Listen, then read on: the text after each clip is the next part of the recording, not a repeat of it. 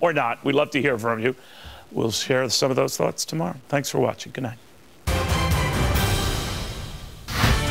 What helps people more, government or charity? Oh, definitely charity. Definitely. Charity. Charity is what gave these students hope. I'm becoming a positive role model to a lot of the young guys in the school building. But are some charities gimmicks? Grow a mustache for Movember this year.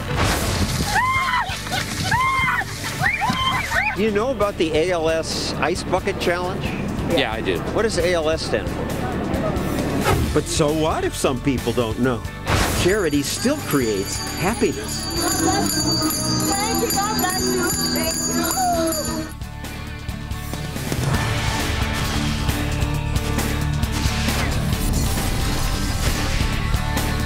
And now, John Stossel. There are three ways to help people who need help. Government can try to do it, give people money, start programs. Charities do that too, and I'd say they're better at teaching people how to help themselves, or as the saying goes, teach a man to fish. Then there's a third way. I think it's the best way, and I'll get to that later in the show.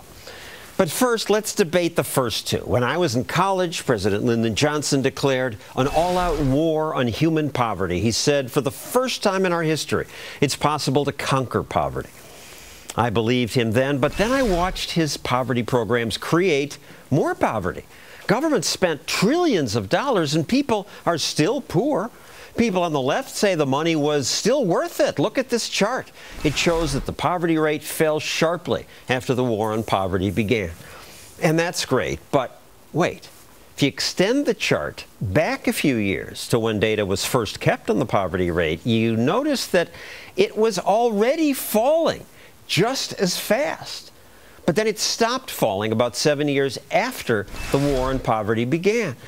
History professor David Beto says that's because government encouraged poor Americans to be dependent on government and stay poor. But Mike Consol of the Roosevelt Institute, named after the president who helped begin the welfare state, says, no, we need more government aid. More? You always want more, you guys. Trillions isn't enough? Well, I mean, let's talk about the balance between charity and government. I mean, there's never been a period where it was just private charity. The government's always been involved, whether it was Civil War pensions or mother pensions or the background of the poorhouse or bankruptcy laws. You know, there's never been a purely private space. But it was 99% private. And as we'll hear, government was tiny then. We had a voluntary sector that was able to provide some social insurance. We shouldn't romanticize the past. They mostly provided funeral benefits, maybe some sick days, maybe if you were in a big city, a doctor once in a while. People were on their own. Absolutely. And you know, we grew the country. We became the most prosperous country in the world. Well, from third world to first world. Well, what destroyed that system was the Great Depression. The Great Depression hit it in exactly the worst way, because when people couldn't work or couldn't find jobs, they needed more charity, and you know, charities simply couldn't raise money at that time. So you saw a whole system of voluntarist societies that were trying to really balance people against the risks of economic life get wiped out. David, he said that proved that government has to step in. Well, I don't think it proves it at all. In fact, it sort of proves in some sense you don't want to have governmental policies that cause 10 years of double-digit unemployment that you had with both Hoover and Roosevelt and their interventionist policies. However, I disagree about the characterization of the mutual aid organizations, at least, that I've written about. I looked at 65 fraternal societies, mutual aid groups that provided social welfare. And we should say you've written a book about this. Yeah, only five ceased operation during the Great Depression. In fact, at the end of the Great Depression, they were devoting more money to social welfare than they were before the Great Depression. What hurt them was you had 10 years of double-digit unemployment, so people couldn't pay dues. You can't keep carrying people on the rolls. Explain the mutual aid societies. Well, these were mutual insurance organizations, and basically you'd pay membership dues like you'd pay to the, I don't know, American Automobile Club or your professional organization. They would provide sick benefits, early form of health insurance. Some of them had hospitals, some of them had orphanages, some of them had homes for the elderly. elderly. They'd step in when they saw that people needed help, but they could make judgments. They could say, yeah, he needs help, but this guy, no, he needs to just work harder. Government, Mike, can't do that. Government just gives money to everybody who qualifies, and hence that chart that shows the poverty rate went down, but then it's gone up and down ever since. We taught people to depend on government, and we made them passive.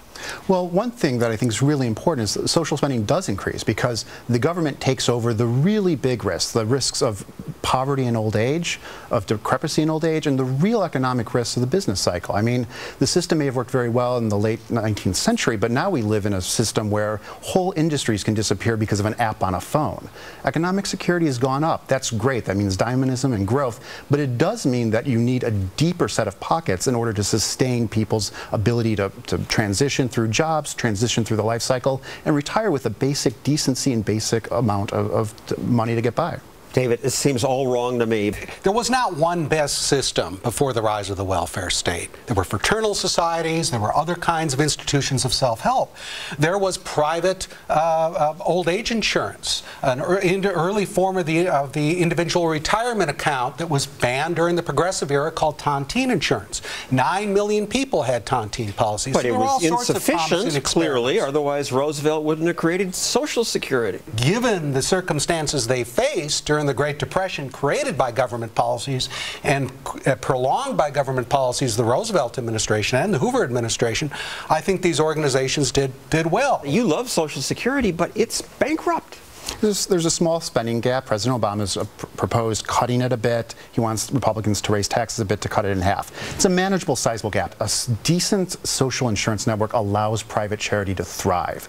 Because when you take these really difficult problems of how we solve poverty in old age, how we solve insurance against the business cycle, then charity can focus on much more nimble, much more targeted, much more humanistic things. As the theologian Liz Bruning would say, charity isn't really about money, it's about actions, it's about brotherhood and love.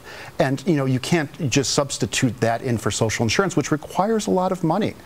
But there's so much more money now than there was during the Great Depression. There are these billionaires who have billions that they're looking to do something with. And they want to donate it to Harvard, and they want their name on an opera. But if there wasn't this bloated welfare bureaucracy, I bet they'd step in and fix that too. Well, if you talk to food banks, for instance, in New York, after the sequestration had cut some food insurance, they're really worried. They're really worried about cuts to food stamps and cuts. They don't think private money is going to automatically flush in. You've eliminated a lot of social capital, which has spillover effects. You have these rich social networks in many of these poor neighborhoods. Many of these networks no longer exist precisely because the rise of the welfare and regulatory state, where you've destroyed a lot of job opportunities. If there wasn't all this government, do you agree with me that the private sector would just leap in? I think it would. People are resourceful. An example were blacks after the Civil War, freed from slavery recently, but they created two-parent family systems.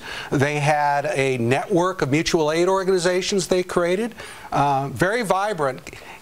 Despite the fact that they're incredibly low incomes, not ideal by any means, but I think people are more resourceful than we give them credit for, and I think we find that among a lot of the immigrant groups as well who created mutual aid organizations. Well, I certainly agree with you, but if you listen to the media and the political class, Mike has won this argument. At election time, most every politician says something like this. We've got to keep creating jobs, and then we've got to make sure that wages and benefits are such that families can rebuild a little bit of security. We have a plan to lift people out of poverty. That last guy was from Australia. It's the instinct of the politician always to say this is government's job. And people believe that. This is the way politicians win votes and win elections. These things can exist together and they can work together. I think we do a disservice to put them in the state and charitable sectors in strong opposition. They're good partners at building a more robust and economically secure society. As the state grows, the private sector doesn't shrink? Charitable giving's up as well. And again, it's targeted on things where I think charitable giving can make a huge difference in building up individuals and building up communities. It's not having to worry about things like how do we provide sick days for people, which is a very difficult process for small individuals to do in small groups. Government should require that. I think we look around the world and we see government providing it, and we see that it's largely works. I mean, elderly poverty has been largely doesn't work, but thank you, Mike and David. To join this debate, please tweet me at FBN Stossel, or use the hashtag #RealCharity, or like my Facebook page so you can post on my wall. We want to know what you think. Now, as we said, big government, as I said, big government crowded out a lot of charities and mutual aid societies, but many, like the Masons, the Red Cross, they're still around. And one of the biggest and most respected is the charity this woman is raising money for, the Salvation Army. It's a great charity. And this woman is clearly happy in her work. The Salvation Army runs after-school programs, daycare centers, food kitchens, rehab programs, and much more. James Betts is their general secretary in New York. James, I think you're more effective than government, because when people come to you, you can make a judgment. This person really needs help. This person maybe is just trying to freeload. You don't have to treat everyone the same. Well, we don't treat everyone the same, and we're very excited to have an opportunity when we meet someone to try to figure out who they are and what their needs really are. And hopefully, as a result of meeting them and having time to talk with them, we can also begin to help them become part of community. And I think a lot of the help for people that goes beyond even our resources is when their neighbor is able to help them, or their family member, or someone that cares about them, and it makes a big difference. So you will go with them and try to introduce them to neighbors who might help? Well, it can be that, and sometimes that is the case. Sometimes we're actually in the homes of the folks that we're working with, and sometimes it's a community that happens right there at the Salvation Army. It may be through a soup kitchen, where it's not just folks who are hungry that are there, but sometimes it's people who are looking for fellowship and looking for community and, frankly, relationships, and so they may be sitting next to someone who absolutely has an ability to help them. So a wealthy person can come in and ask for free food, you won't turn them away? Well, if they come during our Hot Meals program, that sort of a thing, a lot of times it's older adults, the senior population, who just live alone or are just looking for fellowship, and certainly we wouldn't turn them away. We need not only the people that are in need, but we need people to be with us that are able to help those that are in need as well. And as long as our programs involve both sides of that fence, then we believe a lot of the solutions will come right out of those relationships. If a family gets evicted, you don't take them down to the welfare office and try to get them government housing. There will be times that we'll help them access the resources that are in existence. Frankly, we don't have enough resources to provide for every single person that comes through our door. So we'll help them to access those resources. But there are other times when we're able to help them, hopefully before they get evicted, to help them catch up on a rent or make a payment, and at the same time sit down with them and figure out what got us here. You may then pay a month's rent and try to help them get a job. Absolutely. We may pay a month's rent. We may sit and talk with the landlord and figure out, is there a pattern here? Is there something else going on in life that is causing difficulty that we might be able to address? Now, you're a Christian group. To volunteer or to get services, do you have to pray? And absolutely not. We want to make sure that all of our services really are available to everybody without discrimination, regardless of what someone believes or regardless of whether they agree with me in everything that I believe. At the end of the day, we're called to be our neighbor's keeper. We're called to watch out for those who are struggling to watch out for themselves. Well, thank you, James. Next time someone pays me to give a speech, I'll give you guys the money. I know you use it well. I've researched these charities, and if you look at the Salvation Army, almost all the money goes not for paperwork, but goes to the people who need it. Next, another charity that works better than government did. I'm forever grateful, and I promise to make the best of this new life. And coming up, that thing that works better than both government and charity.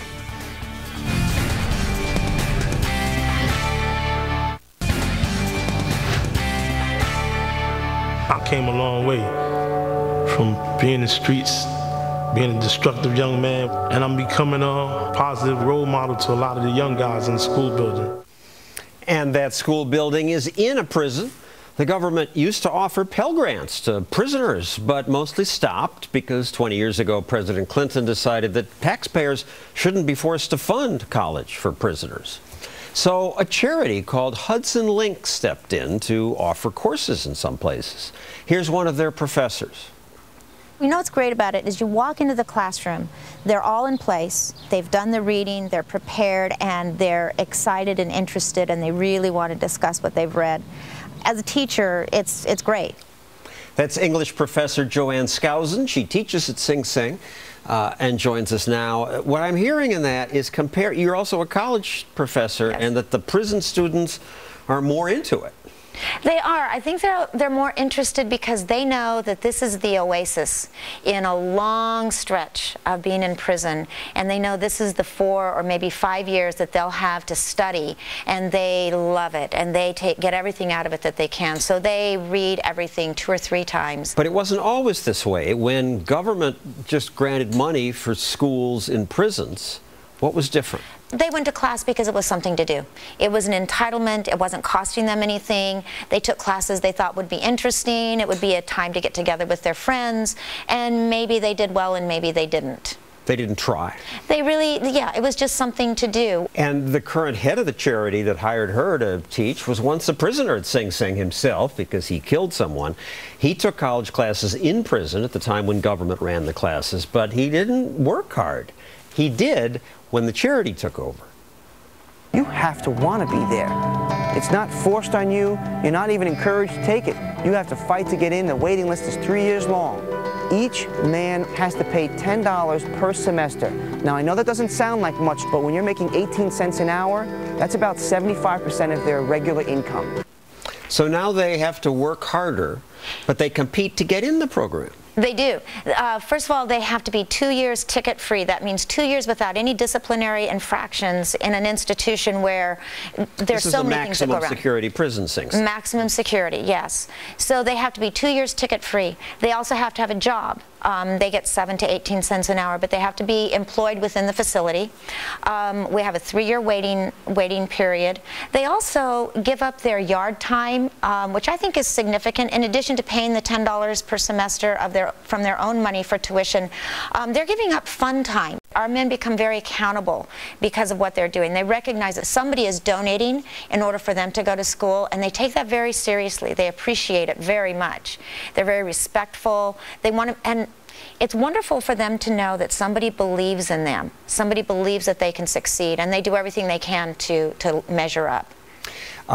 Sing Sing and Hudson Link and Mercy College hold their graduation ceremony at the prison. You may notice a familiar face in the audience here. Hudson Link lifted me up into a lifeboat of education and revived me and gave me a second chance at life. Hudson Link had mercy on me. I'm forever grateful. And I promise to make the best of this new life. That graduate is now out of prison. He got out a few months ago and was accepted into grad school. And the people we saw in the audience, it's Warren Buffett and his sister Doris, who is our biggest donor. She believes in these men. She started out to do it just for a couple of years to help those who were already going to school when the Pell Grants were taken away.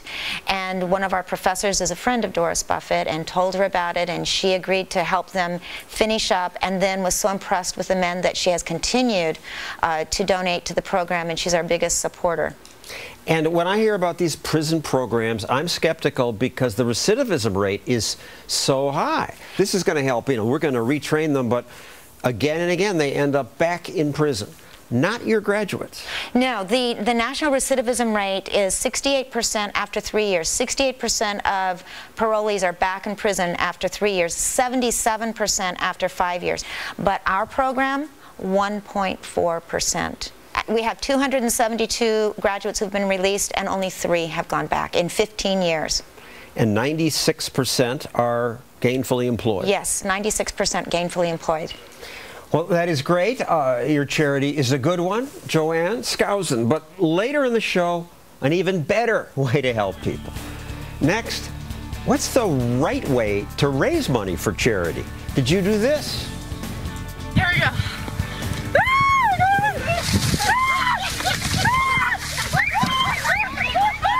If you did, my next guest says you probably didn't really help anyone.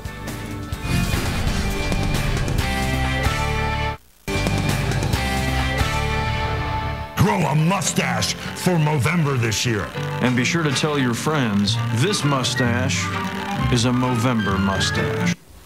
Last month, celebrities told men to grow mustaches to raise awareness for men's health. The idea started in Australia, then it caught on globally. It's supposed to get people to talk about prostate cancer and men's mental health. The website asked people to donate to Movember, it's Mustache November, and the money would go for research. The video campaign reached lots of people. Not me, I've had this thing for years, but lots of men tried mustaches in November. But how many donated money? Most didn't. And that's why the founder of this social media website, Sumpto, calls charity contributions like that Slacktivism. Ben Kaczynski points out it's easy to post something online. It's better if people give money. Slacktivism? Yeah, definitely. So Slacktivism is where people will replace a monetary donation with their social post. So for example, if you post something on Facebook, you may value that at $10. If I tweet about something, I may value that subconsciously at $20.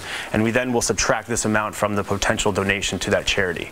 Really? Yeah, the reason for this is that, you know, for the first time in our lives, our social media profiles, our Facebook, Twitter, Instagram, are a direct reflection of who we are offline. So when someone posts something on Facebook about a particular charity, they think they're really donating when sometimes they're usually participating. And I see the charities are picking up on this. I like this ad from UNICEF. Like us on Facebook, and that's what you do when you like something, you like it. Like us on Facebook, we'll vaccinate 0 children. Definitely. You know, it was really a head-on marketing effort, really smart, and it was basically saying that if you really want to help, donate money. You know, don't like us on Facebook, don't follow us on Twitter, because at the end of the day, likes aren't going to save the children. Your monetary contributions will. Still, this stupid Movember mustache campaign did raise $22 million. Yeah, definitely. I mean, they have celebrities, they've done an amazing marketing effort, and a lot of people really get behind it because it's fun, and a lot of guys can really relate to it. A lot of guys use it as an excuse to grow a mustache. However, it has almost diluted the message, and the message has become saturated in that people really kind of forget what it's all about and why they're actually doing it. But they get the money. The most famous Slacktivism campaign is probably the Ice Bucket Challenge. The Ice Bucket Challenge from nominated by Zach Braff, Derek Huff, and Aaron Foster. Here we go.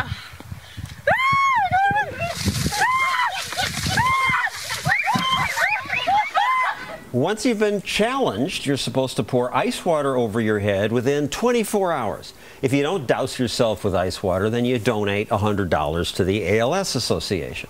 Lots of celebrities did this. And some also did donate money. Thousands of non-celebrities did this too, and yet if you ask people, what does ALS stand for? You didn't know? I didn't know for sure, no. Yeah, you got me now. ALS, I knew the Ice Bucket Challenge, but ALS maybe not. A lot of people didn't know, but they raised money. Yeah, over 100 million. Compared, which is 20 times what they raised the previous year without the campaign. Exactly, and it was amazing. It was an amazing campaign, you know, for a variety of factors. So how can you criticize that? Well, no, I'm not criticizing it. All I'm saying is that awareness to a certain extent doesn't really do much. So think of a glass and you fill it with water, the water's the awareness. Once it starts overflowing, the awareness doesn't really have that much impact. The reason for that is that, you know, what's more fun? Going on a checkout screen of a donation website, clicking donate, what happens? No one pats you on the back, no one says, hey John, great job. Or instead, I can go on Facebook, I can create a video, I can tag my friends, I can make it social, I can get that social encouragement. That's a lot more fun. Promote myself. Exactly, self-promotion. Instagram, if you gram it didn't happen, take a picture, it didn't happen. That is where we are today as a society. So by combining the two, it's great. However, a lot of people sometimes forget to actually donate a monetary contribution. Before the ALS campaign, the biggest example of slacktivism was probably the Coney 2012 video. It is said to be the most viral video in history, getting more than 100 million views in just under a week. Reward the rebel when they raise us again, then they will kill us. He has an army, okay? And what he does is he takes children from their parents and he gives them a gun to shoot, and he makes them shoot and kill other people. And Coney does this. He has this army, but 100 million views. What did this accomplish? Well, it was difficult. I mean, it was a couple years ago. It was right when social media was, really exploding. So it was a great way for people to be connected with their fans and their celebrities. So you saw these amazing celebrities tweeting about the video, and then their fans were sharing it and retweeting it because they felt like they were part of something. And we as humans, we yearn to be a part of these communities. We yearn to feel part of something bigger than ourselves. Really didn't, contribute that much. It was very difficult. A lot of people didn't really fully understand it. Pony is still unfound. Yeah, unfortunately. But it does show that, when people come together, we can make some really great things happen, as we've seen in previous charitable campaigns. But nothing great happened here. Well, in this case, yeah. I mean, it was 2 years ago, but I think a lot of people have learned from it that's saying, hey, look, maybe instead of me just posting about something online, maybe I should become informed about it, and maybe on top of that, I can also donate. The United States still has several hundred soldiers searching Central African Republic for Coney, so far unsuccessfully. Thank you, Ben Kaczynski. Coming up, the best way to help people, better than government, better than charity too.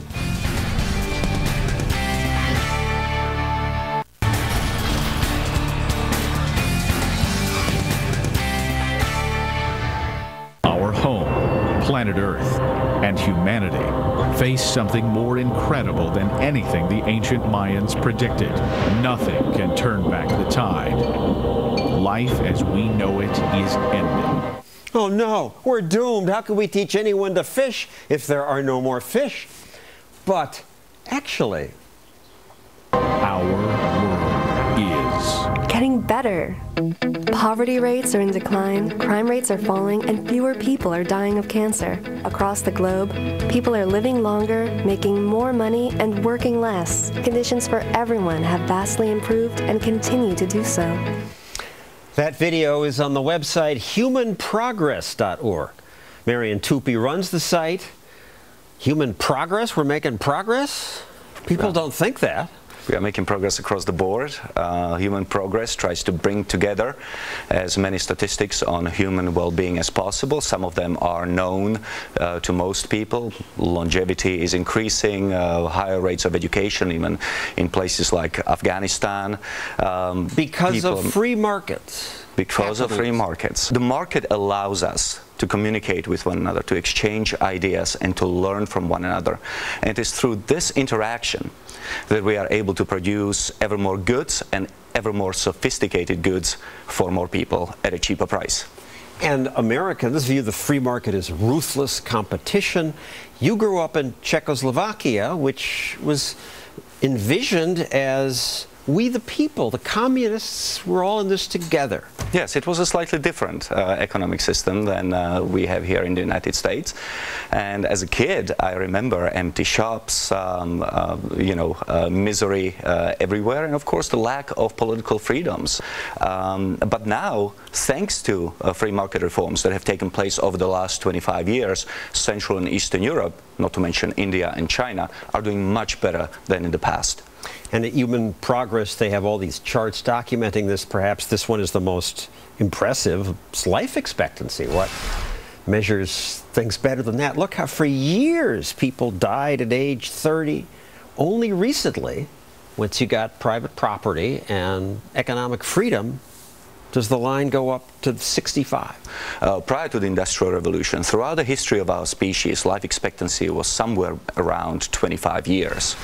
But once Industrial Revolution took people off the land, we were able to generate much more energy and, of course, feed many more people. You know, the population of the United States has increased by 21,000% between 1600 and 2010, and yet 98% decline in the number of people who work in agriculture. And their lives are better. And yet, few Americans get that free markets make life better. Many looked at me like I was nuts when I asked them this. What helps people more, charity or capitalism?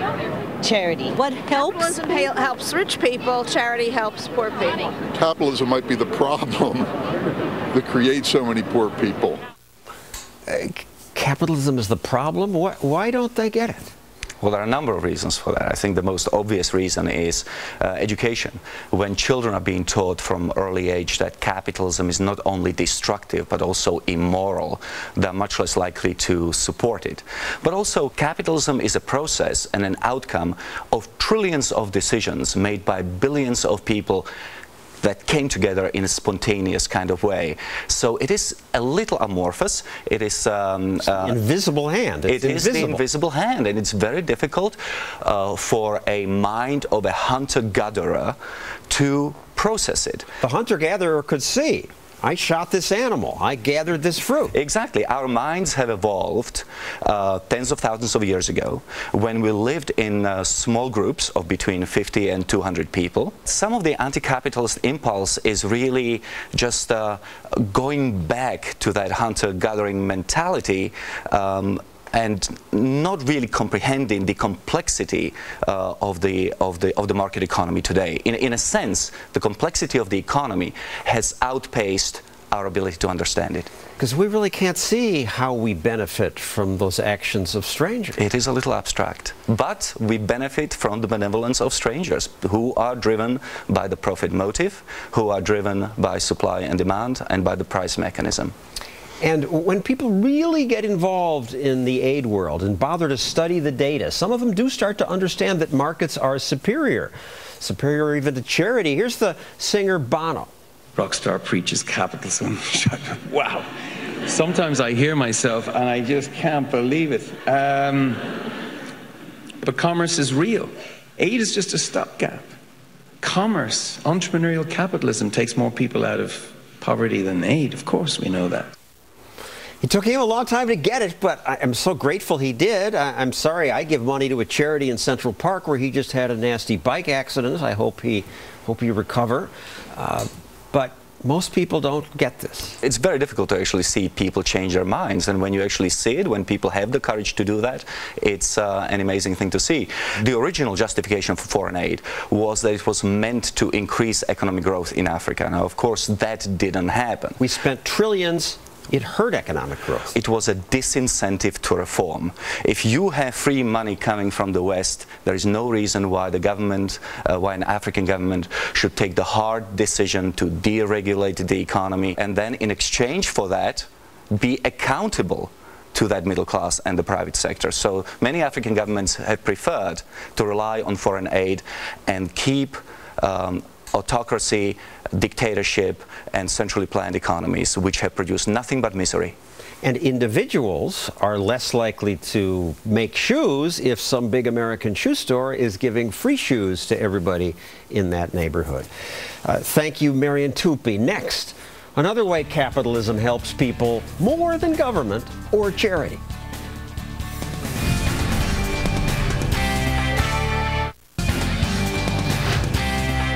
What helps people more, charity or capitalism? I think the two can be connected.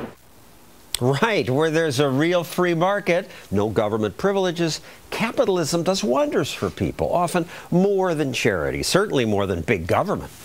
The premise of Obamacare is that government must guarantee health insurance, but health insurance isn't great. It distorts markets. It raises prices. Fortunately, some medical clinics don't take health insurance. I sent producer Ricky Ratliff to check one out in Oklahoma. Dr. Smith, 620. Dr. Keith Smith runs the Surgery Center of Oklahoma, a private surgery clinic that posts its prices online.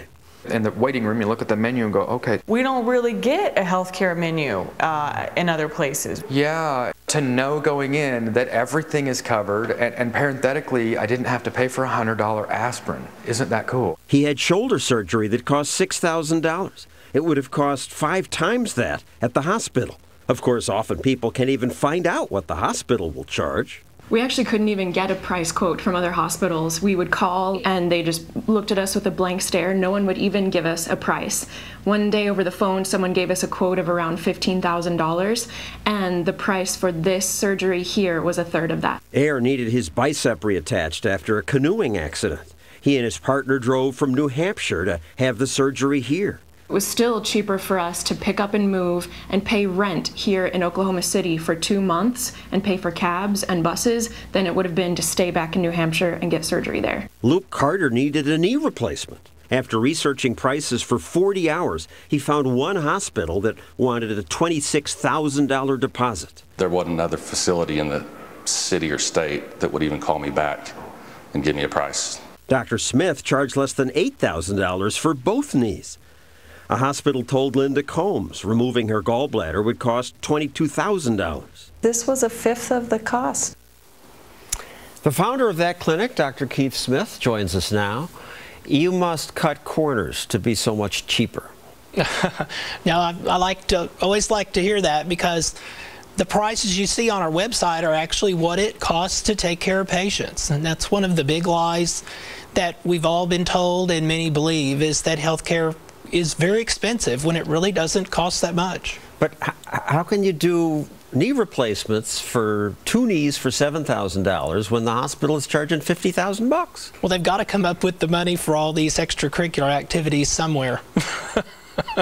And the paperwork and massaging the government, and they pay their people more?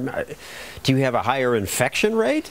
We actually have a almost non-existent infection rate that we publish online. High prices indicate a lack of competition. Low prices, if anything, indicate the presence of healthy competition.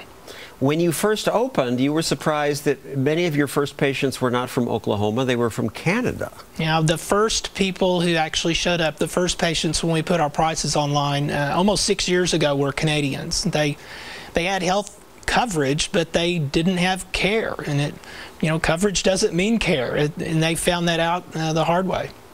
And on the phone, you told us when government gets involved, those charged with delivering care line their own pockets. What do you mean?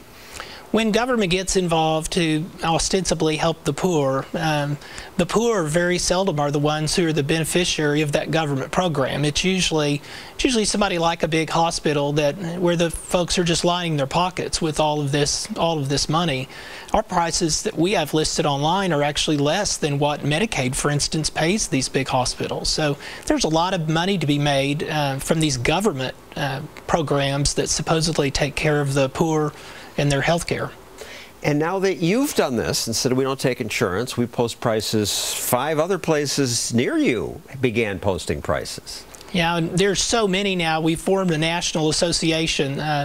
There's over 200 members of an outfit called the Free Market Medical Association. These facilities are popping up all over the country, embracing the wisdom of the free market and applying that discipline to their own practice model.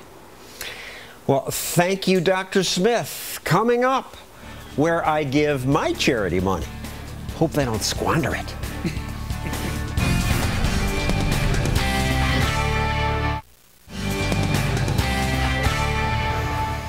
Not everyone can be taught to fish.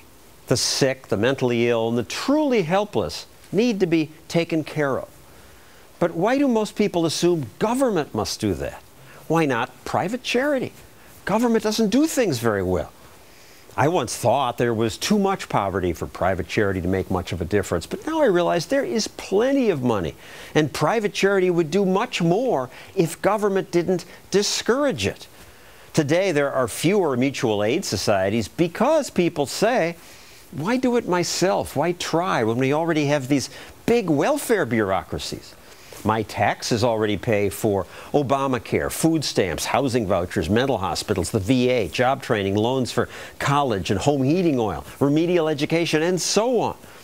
Also, government poverty programs have so many rules. If I do it myself, the Department of Paperwork may say I did something wrong. I'll let the professionals handle it. But this is a bad idea because the professionals in government do such a lousy job. Since charity usually does it better, I try to find charities that'll use my money well, and I give to this charity, which provides free DVDs of some of my videos about free markets to middle school and high school teachers. Teachers play the videos in class and then debate the economic principles behind them. A teacher's guide includes suggested lesson plans, questions, and worksheets. But you might argue, Stossel, that's just self-serving. You're promoting yourself. And you'd have a point. So I also give to other charities, but how do I know that they'll teach people to fish and spend my money well? There are charity rating services like Charity Navigator, GuideStar, the Better Business Bureau, but the ratings aren't always accurate. Some charities aren't rated at all, and the rating services can get conned like the rest of us. Their scores usually rely on data they get from the charities themselves. So I try to give my charity money to groups that I can check out myself, charities I can watch. That's why I give to the Doe Fund, a group that does rehab work with ex-cons, addicts, and kids aging out of foster care. Instead of giving them handouts, they retrain people to take responsibility for their own lives. They don't allow you to get food stamps or anything or nothing like that. That's not allowed in the Doe Fund. They want you to be independent. I first decided that the Doe Fund did a good job because I could see these men. They call them men in blue, ready, willing, and able. They do jobs like cleaning city streets. What struck me is that they seemed to do it without the usual reluctance. They had a spring in their step, and they worked pretty fast. I thought, whoever works with these guys does something right. They taught them to take pride in work. So I give the Doe Fund money. And a couple of other groups that I can watch. This is the season for giving. Don't forget, charity doesn't just help others, it helps you too. People who give say they feel happier. So give. But also, let's not forget that the people who do the most for the poor are capitalists, honest ones, the majority who create things rather than feeding off government. They do more good for the world than charities and much more than the politicians who promise public service. That's our show. See you next week.